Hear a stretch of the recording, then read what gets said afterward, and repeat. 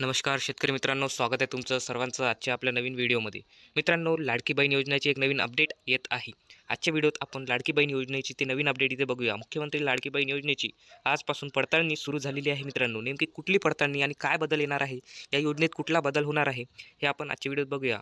लाडकी बहिणींना आता उत्पन्नाचा अट लागू झाला आहे.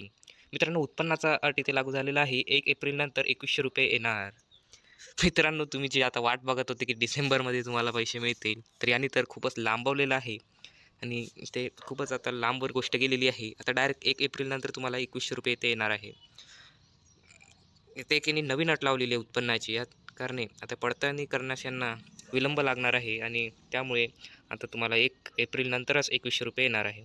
लाडकी बहीण योजना, मुख्यमंत्री माझी लाडकी बहीण योजना अंतर्गत पात्र लाभार्थी महिलांना आर्थिक सहाय्य देण्याची प्रक्रिया सुरू आहे. उत्पन्नाच्या अटींची पडताळणा आजपासून सुरू झालेली आहे. योजनेअंतर्गत पात्र ठरलेल्या महिलांना 1 एप्रिल 2025 नंतर दरमहा ₹2100 मिळणार आहे. मित्रांनो, एक इथे नवीन अट लावण्यात आलेली आहे, ते म्हणजे उत्पन्नाची अट. उत्पन्नाची अट यातून पडताळणी करून आता सर्व जे महिला पात्र असणार आहे, ते सर्व महिलांना 1 एप्रिलनंतर आता ₹2100 ते मिळणार आहे. अशा प्रकारे 21 म्हणजे 1 एप्रिलनंतर हे सर्वांना ₹2100 ते मिळणार आहे. म्हणजे पुढच्याच वर्षी गेला आता आहे. म्हणजे 2025मध्ये 1 एप्रिलनंतर ₹2100 ते मिळणार. योजना संबंधित महत्त्वाची माहिती बघा. उत्पन्नाची अट नेमकं याच्यात काय काय बघणार आहे? उत्पन्नाच्या अटमध्ये नेमकं कुठली गोष्ट हे बघणार आहे, हे आपण बघूया. सर्वात पहिला आहे पात्रता. ठरवण्यासाठी महिलांचे वार्षिक उत्पन्न विशिष्ट मर्यादेत असणे आवश्यक आहे. मित्रांनो, आता यांनी जेव्हा पडताळणी सुरू करेल, आता सुरू झालेली आहे. सर्व कागदपत्र चेकिंग करणं चालू आहे. आता यांनी उत्पन्नाची जी अट बघणार आहे, ते म्हणजे एक ठराविक असलं पाहिजे, मर्यादित असणं गरजेचं आहे. पडताळणीसाठी संबंधित विभागाकडून कागदपत्रांची मागणी केली जाईल. मित्रांनो, हे आता तुम्हाला उत्पन्नाची इथे एक मागणी म्हणजे कागदपत्र इथे मागवल्या जाणार आहे. बघा कुठली असणार आणि काय असणार आहे ते कागदपत्रे बघूया आपण. लाडक्या बहिणीच्या कुटुंबामध्ये किती पैसे दरवर्षी कमावले जातात, त्याकडे कार आणि 5 पेक्षा जास्त जमिनीचे तुकडे आहेत का? बघा मित्रांनो, हे जे लाडकी बहीण योजना आहे, आता याची म्हणजे पडताळणी सुरू झालेली आहे. यात आता याचा निचोड एक काढला जाईल, म्हणजे पूर्ण आता कसून बघितलं जाईल, की खरंच हे व्यक्ती पात्र आहे का लाडकी बहीण योजनेसाठी, हे पूर्ण इथं बघण्यात येणार आहे. याच्यात नेमकं ते काय काय बघतील, इथं उदाहरणं दिलेलं आहे. जसं की यांच्याकडे कार आहे का?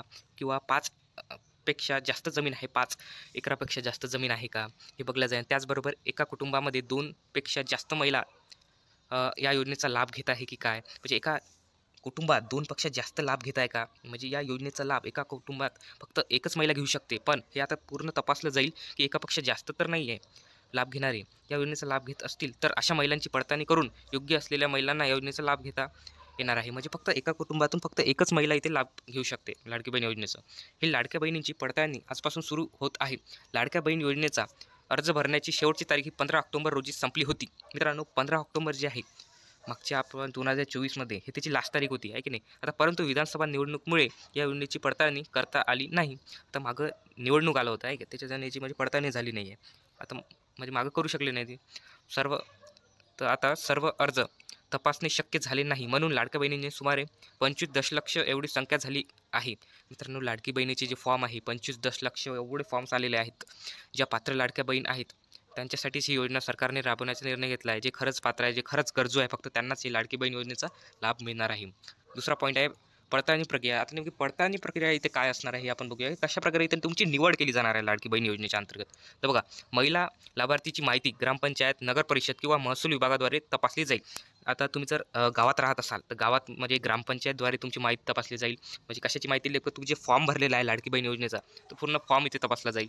तसेच जे तालुका लेवलवर राहतात, त्यांचं नगर परिषद इथे त्याची तपासणी केली जाईल. त्या फॉर्म्सची, लाडकी बहीण योजनेचे जे फॉर्म आहे, ते नगर परिषद म्हणजे इथं तालुका लेवलवर नगर परिषद तपासेल. आणि आधी जे मोठे मोठे विभाग आहे, महसूल विभागाद्वारे सुद्धा या लाडकी बहीण योजनेची तपासणी केली जाईल. पूर्ण जे फॉर्म येतील त्यांचे लाभार्थीसाठी अर्ज करताना दिलेल्या कागदपत्रांची पडताळणी केली जाईल. मित्रांनो, जे कागदपत्र तुम्ही दिलेले असतील, ते सर्व इथं बघितले जाईल. म्हणजे कुठलाच खोटा कागदपत्र इथे देऊ नका तुम्ही, विनंती आहे. कारण की तुमचा फॉर्म इथे लगेच रिजेक्ट होणार आहे, म्हणून कुठलीच खोटी माहिती इथे द्यायची नाही आहे.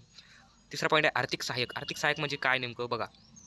पात्र लाभार्थींना 1 एप्रिल 2025 नंतर दरमहा ₹2100 थेट त्यांच्या बँक खात्यात जमा केले जातील. ₹2100 इथे त्यांच्या खात्यात जमा होणार आहे. किती? 1 एप्रिल 2025 नंतर दर महिन्याला ₹2100, जे खरेच पात्र असतील महिला त्यांना. आता यात आवश्यक कागदपत्र काय लागणार आहे बघा. सर्वात पहिला आहे उत्पन्नाचा दाखला, नंतर आहे आधार कार्ड, बँक खाते आणि रहिवासी प्रमाणपत्र. असे एकूण 4 कागदपत्र इथे लागणार आहे. लाडकी बहीण योजनेत तुम्ही जेव्हा फॉर्म भरला, तर तुम्हाला हे तुमच्याकडे रेडी असलं पाहिजे. उत्पन्नाचा दाखला झाला, आधार कार्ड झालं, बँक खातं झालं, रहिवासी प्रमाणपत्र झालं. तर आणखीन तुम्हाला या योजनेबद्दल जर माहिती पाहिजे असेल तर तुम्ही तिथे ग्रामपंचायतमध्ये जाऊन मागू शकता. तुम्ही आणखीन तिथे बोलू शकता. बालविकास विभागाशी संपर्क साधू शकता. तर अशा प्रकारच्या मित्रांनो हा व्हिडिओ आहे. व्हिडिओ जर आवडला असेल तर नक्की लाईक करा, सबस्क्राईब करा. चॅनलवर नवीन असाल कमेंट करा. काही जर तुम्हाला समजलं नसेल, कुठल्या जर क्वेश्चन्स असेल तर तुम्ही विचारू शकता. खातं जर आत्तापर्यंत काढलं नसेल तर किंवा DBT केली नसेल खात्यात तर काही जर प्रश्न असतील तर ते तुम्ही आम्हाला विचारू शकता. धन्यवाद मित्रांनो.